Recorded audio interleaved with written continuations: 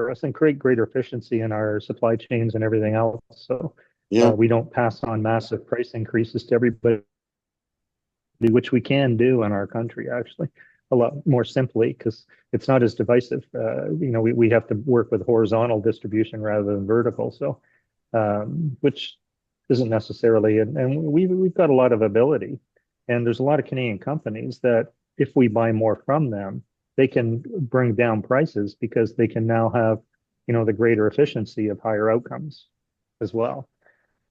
So there's a bunch of things that Canada can work on. And so my big idea is after having peers come to us, and I'm showing up as an investor for the last 30 years and consulting for as many years and coaching businesses, mostly technology firms for the last 15 years, I started this space that we call peers on demand as a way to be able to connect with Canadian leaders that can discuss doing business and maybe do that in North America, US and Mexico and different parts of the world. But so with Canada so close to us, it makes a lot of sense to be able to have some interaction. My first invitation is that you join our community. It's called peersondemand.com. It's a way to connect with leaders in different spaces, different locations, different experience levels, and engage in whatever way that you see fit, either a provider of service or a client of service or both. And my second invitation is that you join us in any one of our events. This one's here for Canadian executives. Tomorrow we'll have it for coaches, and on Wednesday for artificial intelligence, and on Thursday for presidents, and on Friday for CEOs. So as you can see, there's a variety of different vertical markets that we offer on a daily basis, working day, and the opportunities that you could show up, whatever fits for you. My third invitation is that you might consider joining our world of CoVentures. And this is a space that we've worked with some of our venture partners to be able to discuss how do we do business. And last year we focused on cybersecurity because it's a multi-trillion-dollar environment. So we created a cyber academy for those that wanted to learn how to use cybersecurity tools, as well as security.world to be able to focus on vertical markets like the medical industry, which is susceptible to that. Also working with others like consulting aids with government grants, Entrepreneurs University with small, medium-sized, and large company training, as well as with VenOps that's come out with their own AI to address a compliance environment with their medical vertical market. They've got about 1,000 rural hospitals as clients that they work with. And we also do have some other AI peers, Echo.ai, Savvy.ai, that focus on employee benefits and working with different value for employees. Continuum Foundation with virtual solutions. Blockchain is big. It's the foundation for all of that, for NFTs, for cyber, for cryptocurrency. So that makes a very interesting space to go forward in. Ruba.world, Southeast Asia presence, and even nonprofit and philanthropic with Blackbird Global Foundation.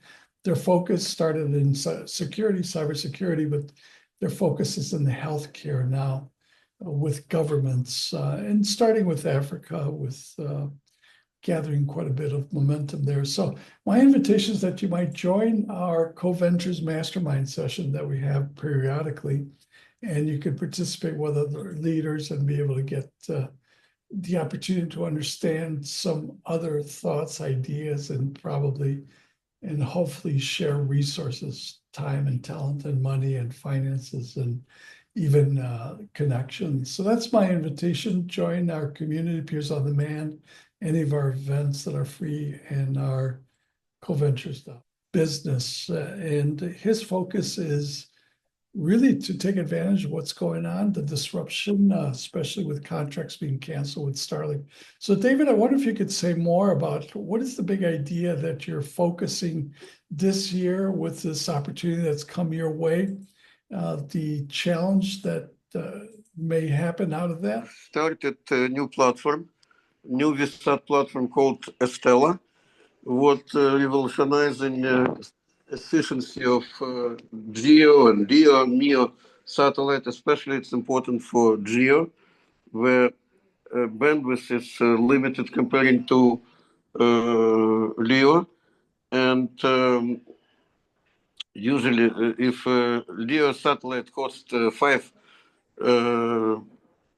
approximately $5 million to launch, like for Starlink, maybe even less. Geo, big high throughput geo satellite like Jupiter 3 of our competitor Hughes satellite network, it costs $500 million. So you can imagine how many satellites you can launch in LEO and just one in GEO. So typically LEO bandwidth is sold 10 times less expensive than GEO. GEO it stands for geostationary satellite, and LEO low Earth orbit satellite. And advantage of GEO, it guarantees you performance 99.999%. It's always there. It will stay for another 20 years. And LEOs, they will burn out every 5 to 7 years, depending on orbit they fly. So yeah, well, let me pause there a second. So just so we have a little clarity about this, are you able to compete or take over some of the business that is being removed from Starlink? And are you able to compete as good or better than what they can do, David? I think we can do better in efficiency because the system very inefficient, but we have a lot of bandwidth. It's like in the cell, we put more towers. So in case of LEO satellite, we put more satellite, and we can increase bandwidth. But for GEO, it's very important. But we can increase between 2 to 5-fold efficiency of existing GEO satellites, like Intelsat, SES, and so on. So we counting on now. No, by the way, I said we don't really care if Ontario canceled or not. We're doing what is needed for the market. So we created a new, very efficient system. What can go up to 5.5 bits per symbol. I don't want to bother you in technicalities, but typically it's 2, 3, and we can do also with statistical multiplexing, we can make it up to 7, 8. And this is how we're gonna bridge the gap between LEO and GEO.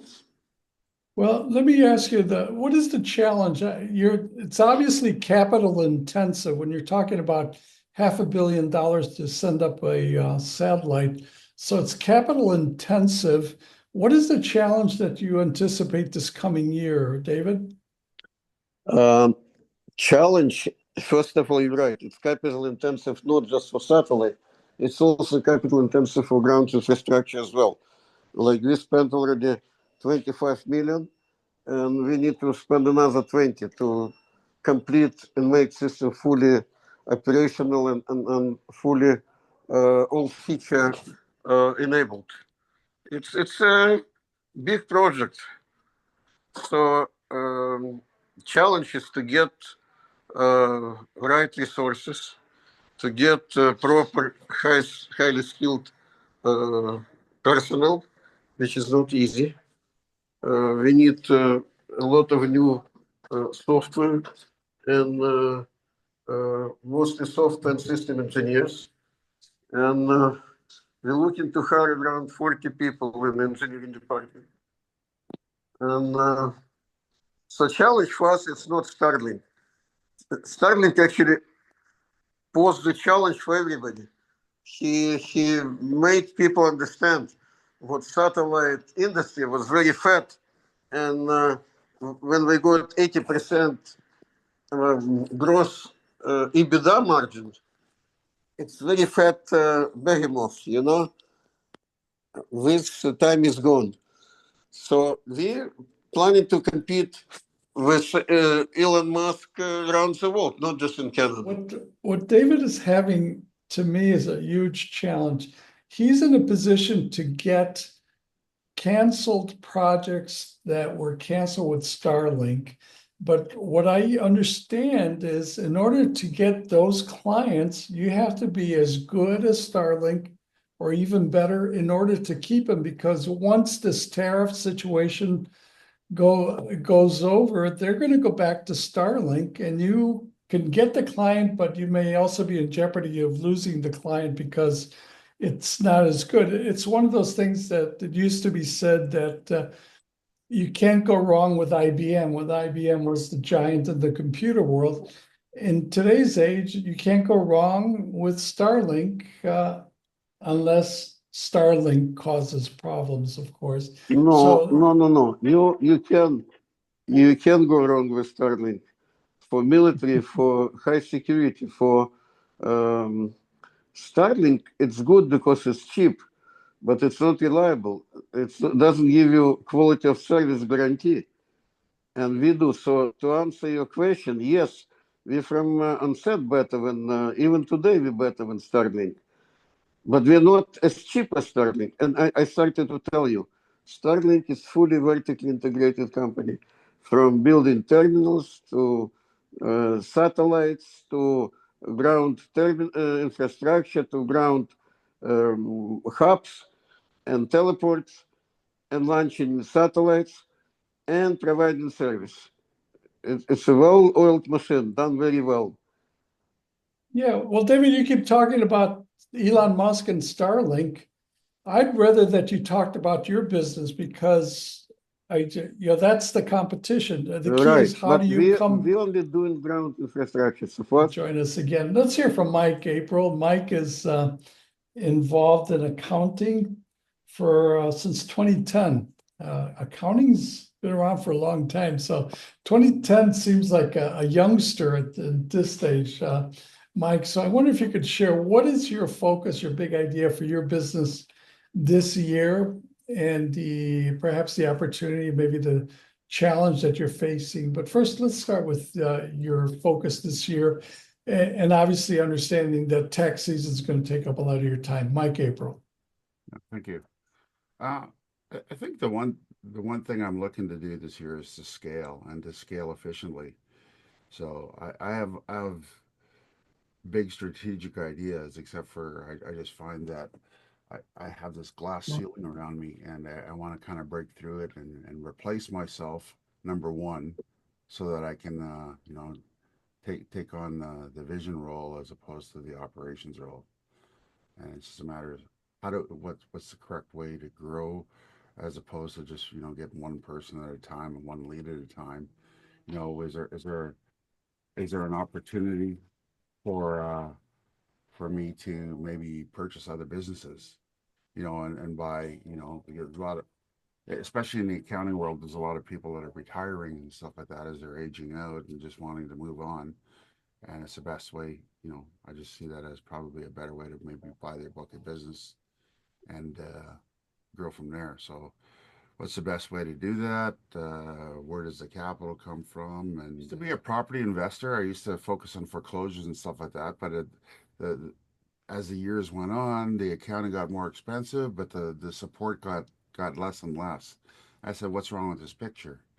And I just found that it's almost like the accountants were. I was paying them, but they were representing CRA more than they were representing me. So I said, "What's wrong with this picture?" And one year I overpaid probably about, I think it was about 35,000 to CRA, and I didn't recognize it until I deconstructed exactly all of the opportunities that I was missing, that the CRA tax, that the Canadian Tax Act presented. So once I learned that, I said, geez, I left all that money on the table. This will never happen to me again, nor do I want it to happen to other business owners.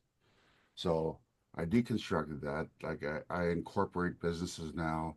I do their corporate taxes. I set up holdcos. And I kind of balance between what they do corporately and personally when we complete their taxes, and do a bit of a balancing act, right? To, again, keep more money into their business or into their personal lives. So uh, and then so I just vetted all of the bookkeepers. Bookkeeping is one of those things that you got to get it right, otherwise it doesn't mean anything to the accountant. And the accountants weren't getting it right either. So I went out and I found the best of the best in the accountants, but unfortunately they don't talk to people. You know, they're told, don't ever offer your opinion, because in the event that the taxpayer misapplies your information, they could turn around and sue you. So they just say, zip it. If the client asks you a question directly, answer only that question, but don't go spewing on other opportunities. Or so it's just one of those things that boggle my mind. I said, I'm gonna make a difference to this.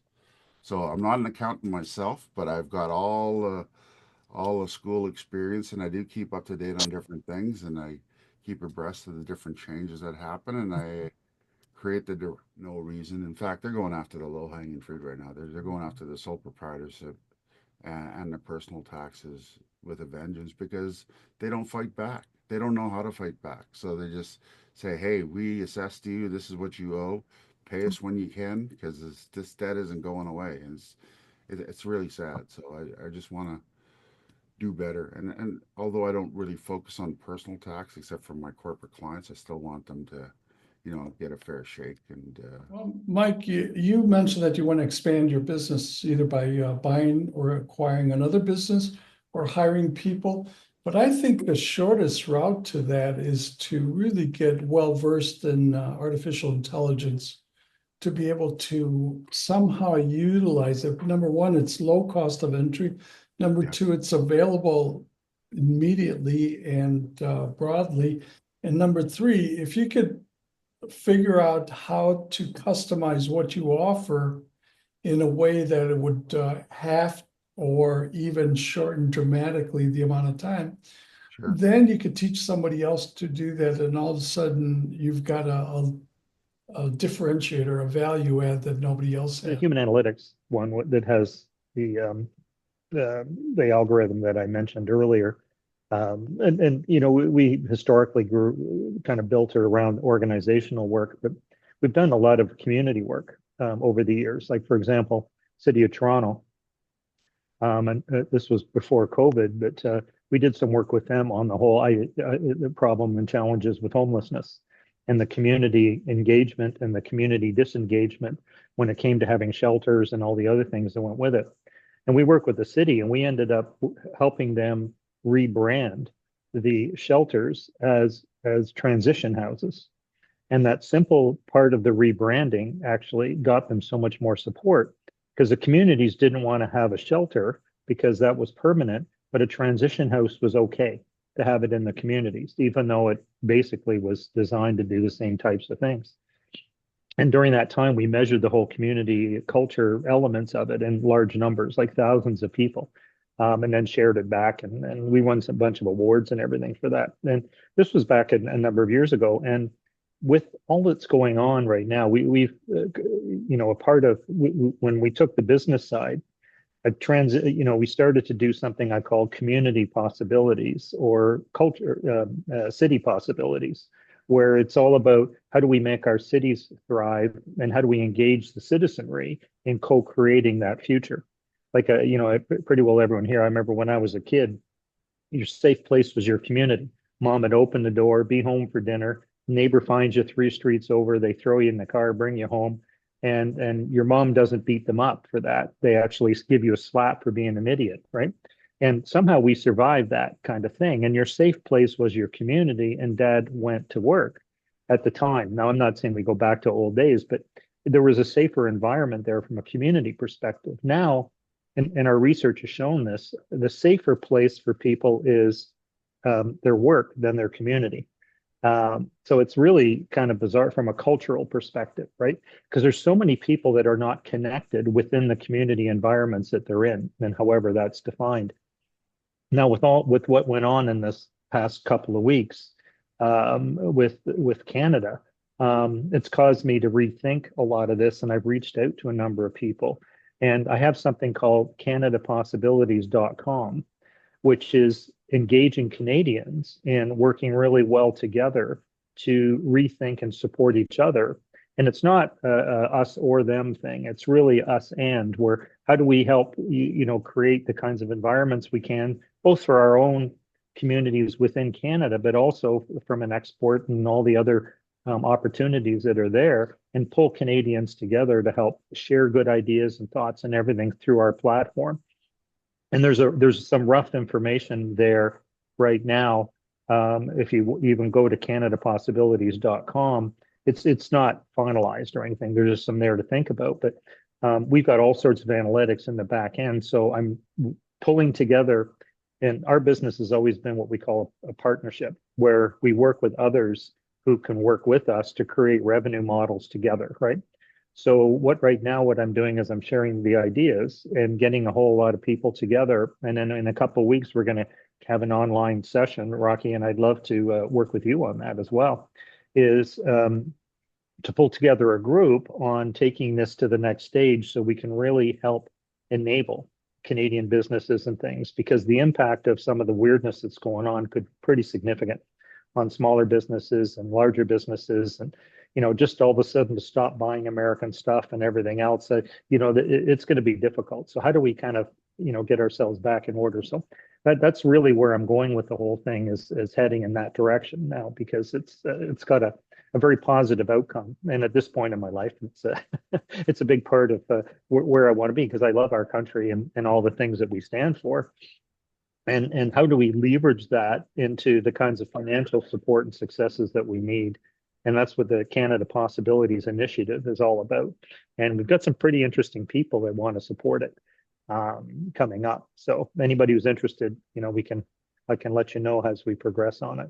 But Well, I'm certainly interested in this because it opens up a lot of different things, especially with the Trump administration that's causing a lot of chaos and conflict, uncertainty, not just in Canada, but also Mexico and China and Europe pretty soon. A big part of Canada Possibilities could be to create and strengthen relationships with other countries around the world. Now, there's a lot of opportunity for us and create greater efficiency in our supply chains and everything else. So we don't pass on massive price increases to everybody, which we can do in our country, actually, a lot more simply, because it's not as divisive. We have to work with horizontal distribution rather than vertical. So, which isn't necessarily, and we've got a lot of ability, and there's a lot of Canadian companies that if we buy more from them, they can bring down prices because they can now have, the greater efficiency of higher outcomes as well.